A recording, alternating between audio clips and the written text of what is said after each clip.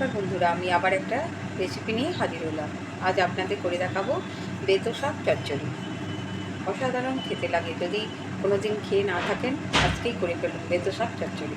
বেতো শাক চচ্চড়ি বানাবো, তার জন্য এখানে তেল দিয়ে দিয়েছি, শুকনো লঙ্কা ফোড়ন দিয়ে দিয়েছি, 5 ফোড়নও দিয়ে দিলাম। ফোড়ন এসে গেছে, এখানে সিম আলু বেগুন কেটে রেখেছি, সবজিগুলো দিয়ে দেবো। তার সঙ্গে কাঁচা লঙ্কা দুটো দিয়ে, হাফ চামচের একটু কম লবণ দিয়ে দেব। সবজিগুলো একটু ভেজে নেব।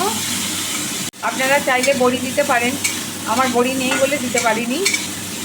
এগুলো ভাজা হয়ে গেছে, এবার হলুদ দিয়ে দেব।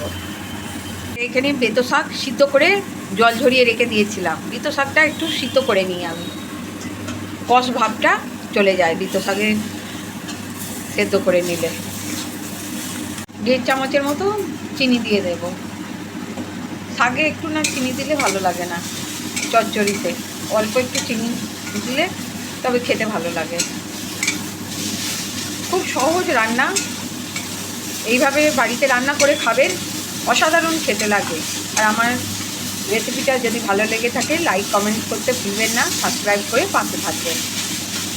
এটা দিয়ে সবজিগুলো ভাজা হয়ে গেছে, এবার অল্প একটু জল দিয়ে দেবো সবজিগুলো সিদ্ধ করার মতো, বেশি জল দেবো না। সব চচ্চড়ি হয়ে গেছে, নামিয়ে ফেলবো। সবজিগুলোও সিদ্ধ হয়ে গেছে, তো সব চচ্চড়ি পরিবেশনের জন্য রেডি।